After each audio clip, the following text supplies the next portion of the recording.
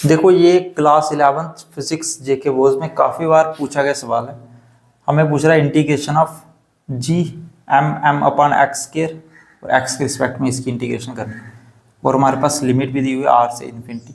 सबसे पहले मैं कांस्टेंट को बाहर ले लूँगा, जी एम एम को मैंने बाहर ले लिया और एक्स स्क्वायर को ऊपर ले लूँगा तो मेरे पास क्या आ जाएगा एक्स रेज टू -2 और एक्स के रिस्पेक्ट में। फिर अगर मैं इसको सॉल्व करता हूँ तो मेरे पास कांस्टेंट एज इट इज़ बाहर रहेगा और X raise to over n की इंटीग्रेशन आपको पता है किसके इक्वल होती है X n plus one upon n plus one. और मेरे पास अपर लिमिट क्या है, मेरे पास आर है, अपर लिमिट मेरे पास इन्फिनिटी है तो मैं एज इट इज़ रखूँगा यहाँ पे इन्फिनिटी और लोअर लिमिट मेरे पास आर है। इसको अगर मैं आगे फर्दर सिंप्लीफाई करता हूँ तो मेरे पास क्या आएगा, ये आ गया एक्स रेज टू -1 और इधर -2 + 1, ये भी -1 आ जाएगा, यहाँ पे लिख सकता हूँ मैं इसको। और लिमिट मेरे पास क्या है आर से इन्फिनिटी। इसको मैं आगे कैसे सिंप्लीफाई करूँगा, -GMM1/x raise to power R से इन्फिनिटी। एक बार x की यहाँ पे अपर लिमिट डालो, एक बार x की यहाँ पे लोअर लिमिट डालो। इस तरह से सॉल्व करूँगा आगे मैं इसको -GMM, एक बार x की यहाँ पे मैं अपर लिमिट डालूंगा, एक बार x की यहाँ पे लोअर लिमिट डालूंगा तो ये मेरे पास आ जाएगा -GMM 1/∞ मेरे पास 0 होता है, या एज इट इज रहा, ये माइनस माइनस मेरे पास प्लस हो गई तो GMM/r। यहाँ पे g मेरे पास ग्रेविटेशनल कांस्टेंट होता है, ये फर्स्ट ऑब्जेक्ट का मास है, ये सेकंड ऑब्जेक्ट का मास है और मेरे पास डिवाइड में r आ गया। तो देखो काफ़ी बार जेके वो क्लास 11th में ये हमारे पास जो कांस्टेंट है ग्रेविटेशनल कांस्टेंट और प्लैंक्स कांस्टेंट, इनकी डायमेंशन पूछी जाती है और साथ में इनका यूनिट भी। तो देखो सबसे पहले आपको पता है फ्रॉम ये, अगर मैं ग्रेविटेशनल कांस्टेंट की डायमेंशन निकालूं, आपको पता है न्यूटन लॉज ऑफ ग्रेविटेशन क्या बोलता है, F = GMM/, मेरे पास दो ऑब्जेक्ट के बीच का डिस्टेंस अगर x है तो x स्क्वायर। उसके बाद अगर मैं यहाँ से g का फार्मूला डिराइव करूँ तो मेरे पास क्या आ जाएगा, x स्क्वायर को f के साथ मल्टीप्लाई कर दूंगा मैं, F(x²/mm)। और अगर दो ऑब्जेक्ट के बीच का डिस्टेंस r है तो x की यहाँ पे आप r कर सकते हो, यहाँ पे मैं x की यहाँ पे r कर देता हूँ। अब आगे मुझे g की, देखो सबसे पहले g का यूनिट तो आप निकाल सकते हो, न्यूटन का यूनिट, फोर्स का यूनिट होता है न्यूटन, डिस्टेंस का होता है मीटर, तो न्यूटन m/kg² आ जाएगा। तो इसका यूनिट क्या आ गया मेरे पास, यूनिट मेरे पास क्या आ गया न्यूटन m²। नीचे मेरे पास दो ऑब्जेक्ट हैं तो दो ऑब्जेक्ट का मास क्या होगा kg का स्क्वायर, दो ऑब्जेक्ट के मास का प्रोडक्ट क्या होगा kg का स्क्वायर।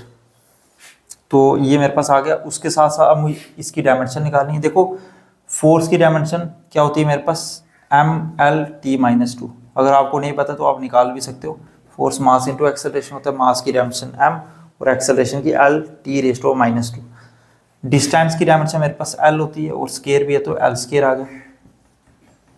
मास की डायमेंशन मेरे पास m होती है, दो मास है तो m² आ गया। अगर मैं इसको ऊपर ले जाता हूँ, m² को ऊपर ले जाऊँ तो मेरे पास क्या हो जाएगा m⁻², m⁻1 और m⁻2 मेरे पास क्या आ गया m⁻1, L⁻1 और L⁻2 मेरे पास आ गया L⁻3। बेसिस आर सेम, पावरें मेरी ऐड हो जाएंगी। फिर T⁻², तो ये मेरे पास डायमेंशन आ गई ग्रेविटेशनल कांस्टेंट की। अब आगे हम देखेंगे प्लैंक्स कांस्टेंट की डायमेंशन।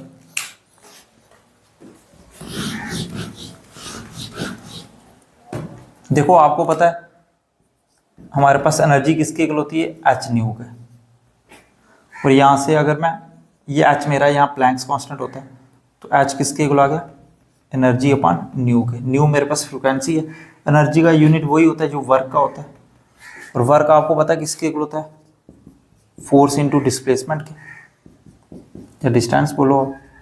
फोर्स की डायमेंशन मेरे पास होती है mLT-2 और डिस्प्लेसमेंट की डायमेंशन होती है L, तो वर्क की डायमेंशन क्या आ गई mL² T⁻²। तो वही जो वर्क की डायमेंशन होगी वही एनर्जी की डायमेंशन होगी mL² T-2। ये मेरे पास आ गई एनर्जी की डायमेंशन। अब मुझे फ्रिक्वेंसी की डायमेंशन निकालनी है। देखो फ्रिक्वेंसी किसके इक्वल होता है, फ्रिक्वेंसी होता है 1/टाइम पीरियड के इक्वल, और टाइम की डायमेंशन होती है t, इसको ऊपर ले जाओगे तो T⁻, T⁻1। इसको अगर मैं सॉल्व करूँगा तो मेरे पास क्या आ जाएगा mL² टी रेस टू और -1 ऊपर जाएगा तो टी रेस टू ओवर +1 हो जाएगा, और उसको अगर मैं टी रेस टू और -2 के साथ सॉल्व करूँगा तो ये आ जाएगा मेरे पास। तो मेरे पास जो प्लैंक्स कांस्टेंट की डायमेंशन है वो ml²t-1 आ गई, और ग्रेविटेशनल कांस्टेंट की भी डायमेंशन मैंने निकाल दी। होपफुली आपको यहाँ तक पता चल गया होगा। और ये काफ़ी इंपॉर्टेंट डायमेंशंस है जो मेरे पास दो कांस्टेंट होते हैं, ग्रेविटेशनल और प्लैंक्स कांस्टेंट। काफ़ी बार एग्जाम में पूछा गया क्लास 11 जेके वो फिजिक्स में। देखो इस तरह के क्वेश्चंस भी डिफरेंशिएशन के काफ़ी पूछे जाते हैं जेके वो क्लास 11 में। तो देखो मेरे पास दिया हुआ है x=at² एंड y=bt²/2। हमें फाइंड करना है dy/dx।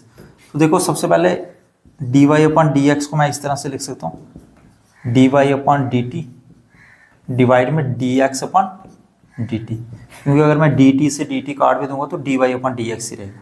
अब सबसे पहले मैं dy/dt निकालूंगा और dx/dt निकालूंगा, दोनों को डिवाइड कर दूंगा तो मेरे पास dy/dx आ जाएगा।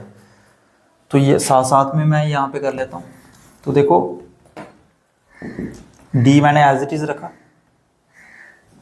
t के अब y मेरे पास किसके इक्वल है, v(t)⁻² के। b मेरे पास बाहर आ गया, और t² की डिफरेंशिएशन t के रिस्पेक्ट में होती है ट्वाइस t। इसको मैं इस तरह से लिख सकता हूँ twice b into T. dy/dt मेरे पास इसके इक्वल आ गया 2bt। अब मैं अगर इसको सॉल्व करता हूँ इसी के साथ साथ ये अगर मैं dx/dt को सॉल्व करता हूँ, x मेरे पास किसके इक्वल है, at² के। ये मेरे पास आ गया बाहर, और t² की डिफरेंशिएशन ट्वाइस t आ जाएगी। 2 को अगर मैं बाहर लिख लूँ इस तरह से, तो देखो ये 2 से 2 काट दी मैंने, t से t काट दी, तो b/a आ गया मेरे पास। ये मेरे पास क्या आ गया, b/। इसके बाद आप सीधे ये स्टेप लिख लेना। तो आप देख रहे हो dy/dx को मैं लिख सकता हूँ dy/dt और dx/dt। इसको अगर मैं सॉल्व करूँगा, ऊपर भी मैंने डिफरेंशिएशन करी, नीचे भी करी, सॉल्व किया, ये 2 से 2 कट गया, t से t कट गया, तो b/a आ गया। देखो काफ़ी बेसिक सा क्वेश्चन है जेके वो क्लास 11 फिजिक्स में काफ़ी बार पूछा गया। y हमें cos 5x के इक्वल दिया, हमें dy/dx निकालना है। हमें सीधे बोलूँ तो cos 5x की डिफरेंशिएशन निकालनी है। तो काफ़ी बच्चे गलती क्या करते हैं, cos 5x की डिफरेंशिएशन सीधे सीधे ऐसे लिख के आ जाते हैं -sin 5x के इक्वल। लेकिन देखो cos की डिफरेंशिएशन होती है -sin, वो मैंने लिख लिया -sin, और x की जगह पे 5x है तो मैंने 5x लिख लिया। लेकिन x की जगह पे 5x है तो इसकी अगेन डिफरेंशिएशन होगी, तो 5x की अगर मैं अगेन डिफरेंशिएशन करता हूँ, 5x की डिफरेंशिएशन x के रिस्पेक्ट में क्या होती है, 5 होती है। 5 को मैंने पहले लिख लिया, तो cos 5x की डिफरेंशिएशन क्या आ गई, -5 sin 5x।